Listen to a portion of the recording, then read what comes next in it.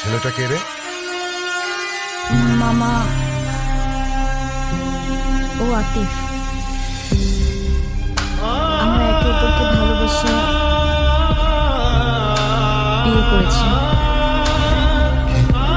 দেখছেন ভাইজান, আপনার আদরের ভাগ্নি খানদান বংশের পরিচয় না জেনে একটা ছেলেরে বিয়ে করে আনছে।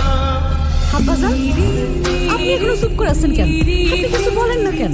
হ্যাঁ ঠিকই তো। তুই এই শুভ কাজটা একা করলি কেমনি?